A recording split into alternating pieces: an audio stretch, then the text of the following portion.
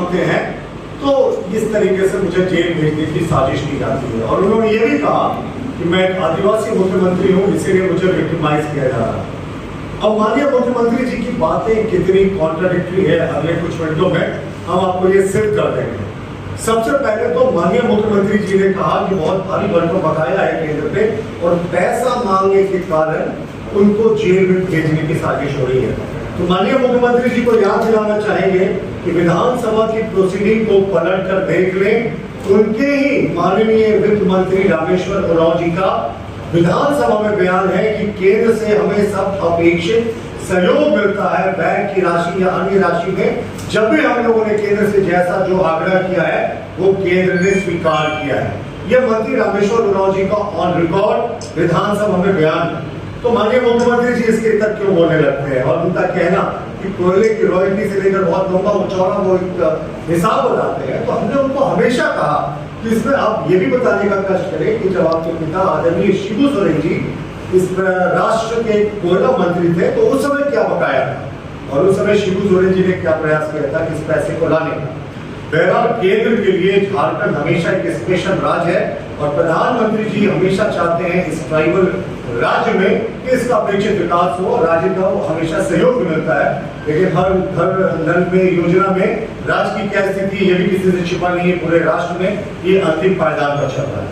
अब लौटते माननीय मुख्यमंत्री जी ने बड़ी इंटरेस्टिंग बात की। उन्होंने कहा कि मुझे जेल भेजने की साजिश हो रही है। हम उनसे जानना चाहते हैं माननीय मुख्यमंत्री जी, आपकी झारखंड पुलिस 41A का हजारों नोटिस हर एक महीने में जारी करती है, तो उसमें तो कोई नहीं कहता कि आपको जेल भेजने की साजिश हो रही है। तो एक केंद्रीय एजेंसी ने आपको नोटिस जारी किया, तो इसमें आपको कैसे लग रहा है कि आप जेल जा रहे हैं? क्या आप अपनी अंतरात्मा की आवाज से इस बात को बोल रहे हैं कि आप जेल जा रहे हैं? क्योंकि कहते हैं ना कि आदमी बाहर कुछ भी कर रहे, उसकी अंतरात्मा में उसको सारी सच्चाई पता होती है कि उसने क्या गलत किया और इस गलती का अंजाम क्या होगा। तो शायद मुख्यमंत्री जी यहाँ पर अपनी अंतरात्मा की आवाज से जीत जाने की बात को कह रहे हैं। और एक सिंपल सा नोटिस है साहब, सिंपल सा नोटिस को आप शामिल करने की जगह आप इधर दौड़ रहे हैं उधर दौड़ रहे हैं, गलत बयानी का सहारा ले रहे हैं। कभी कह रहे हैं हाईकोर्ट में सब जुडिस है जबकि वो डिफेक्टेड होता है, कभी कहते हैं ईडी के पास कि हमने डिफेक्ट दूर कर लिया, फिर हाईकोर्ट से ऑर्डर आता है कि डिफेक्ट दूर नहीं हुआ, इसलिए याचिका की अगली डेट पड़ेगी। तो मुख्यमंत्री जी तमाम हथकंडे अपना रहे हैं सिर्फ और सिर्फ इस प्रोसीजर को डिले करने का। और ये आदिवासी का विक्टिम कार्ड खेल रहे हैं कि मैं आदिवासी मुख्यमंत्री हूँ, इसलिए मुझे टारगेट किया जा रहा है। तो मुख्यमंत्री जी आपको अब कुछ फैक्ट्स को याद दिलाने का समय आ गया है। 28 मार्च 2010 को हमारे वर्तमान प्रधानमंत्री नरेंद्र मोदी जी जो तत्कालीन गुजरात के उस समय मुख्यमंत्री थे, उन्होंने 10 घंटे एसआईटी की जांच का सामना किया था और एसआईटी के हेडक्वार्टर जाकर। तो उस समय तो उन्होंने कभी नहीं कहा था कि मैं पिछड़ी जाति से आता हूं, मैं पिछड़ी जाति का मुख्यमंत्री हूं या मुझे कोई फंसाने की साजिश हो रही है। उस समय में हमारे प्रधानमंत्री जो तक उस समय मुख्यमंत्री थे, उनका वक्तव्य था मुझे न्याय पर विश्वास है, मुझे अदालतों पर विश्वास है और मुझे विश्वास है कि सत्य की जय हो। फिर अंततः उनको यूपीए के कार्यकाल में ही क्लीन चिट मिला और उसके बाद सर्वोच्च न्यायालय ने भी उनको इस मामले में क्लीन चिट दी। ये क्लीन चिट जो उनको एसआईटी ने दी थी वो 10 अप्रैल 2012 को दी थी, जिसमें यूपीए की ही सरकार है।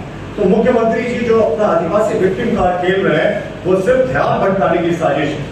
हमारे वर्तमान गृह मंत्री जो उस समय गृह राज्य मंत्री थे गुजरात के, उनको सीबीआई ने 9 घंटे तक अपने कार्यालय बुलाकर उनसे पूछताछ की थी। उन्होंने भी कभी नहीं कहा कि भाई मुझे किसी एक विशेष समुदाय का होने के कारण टारगेट किया जाता है। उन्होंने भी कहा था कि मुझे न्याय पर भरोसा है और अंततः 1 अगस्त 2016 को सुप्रीम कोर्ट ने निचली अदालत के द्वारा दी गई हमारे गृह मंत्री को क्लीन चिट को स्वीकारा। तो मुख्यमंत्री जी को जो बार बार ये उनकी जुबान पे बात आती है कि मुझे जेल भेजने की साजिश हो रही है, तो क्या ऐसा क्या उन्होंने कर दिया है? वैसे काफी चीजों तो हम भी जानते हैं, जमीन घोटाला हुआ, उसके अतिरिक्त खनन घोटाला हुआ और इसके जितने मुख्यमंत्री जी के करीबी थे, यहाँ तक उनके विधायक प्रतिनिधि पंकज मिश्रा जिसको ईडी ने मुख्य अभियुक्त माना था माइनिंग स्कैम के, आज तक मुख्यमंत्री ने उनको विधायक प्रतिनिधि के पद से नहीं हटाया, जबकि वो चार्जशीटेड है और जेल में है। मुख्यमंत्री के तमाम करीबी जेल में है, जितने घपला घोटाला स्कैम हुआ। लेकिन ईडी के एक समन पर इस तरीके से वो जेल जाने की बात कह रहे हैं, तो हमने पहले भी कहा शायद मुख्यमंत्री अपनी अंतरात्मा की आवाज उनकी जो है वो जुबान पे आ रही है। उनको पता है जितना घपला घोटाला उनके कार्यकाल में हुआ, शायद अंततः उनकी नियति यही होने वाली है। और मुख्यमंत्री जी को मुझे लगता है अपने स्क्रिप्ट राइटर को बदलना चाहिए, क्योंकि अब उनसे वो गलत बयानी करवा रहा है। मुख्यमंत्री जी ने कहा कि 20 वर्षों तक भाजपा ने राज किया झारखंड में। मुख्यमंत्री जी या तो आप जानबूझकर गलत बयानी कर रहे हैं या आपके स्क्रिप्ट राइटर आपको गलत स्क्रिप्ट लिख कर दे रहे हैं। मित्रों, यह बड़ा इंपॉर्टेंट फैक्ट है। 23 वर्षों के कार्यकाल में कांग्रेस, झारखंड मुक्ति मोर्चा, सोरेन परिवार 12 वर्षों तक प्रत्यक्ष या अप्रत्यक्ष रूप से पावर में रहा। वो कैसे रहा, मैं आपको आंकड़ों के साथ बता रहा हूं। पहली बार 10 दिन के लिए मुख्यमंत्री बने थे शिबू सोरेन जी, 2-3-2005 से 12-3-2005 तक 10 दिन का कार्यकाल था। मधु कोड़ा जी जो निर्दलीय मुख्यमंत्री थे, जिनको झारखंड मुक्ति मोर्चा और कांग्रेस चला रही थी, वो 1 साल 346 दिन के लिए मुख्यमंत्री बने थे 2006 से 2008 के कालखंड में। 145 दिन तक शिबू सोरेन जी 2008 से 2009 के कार्यकाल में मुख्यमंत्री बने थे। 145 दिन का वो कार्यकाल था। और 2009 से 2010 के बीच में शिबू सोरेन जी फिर से 153 दिनों के लिए मुख्यमंत्री बने थे।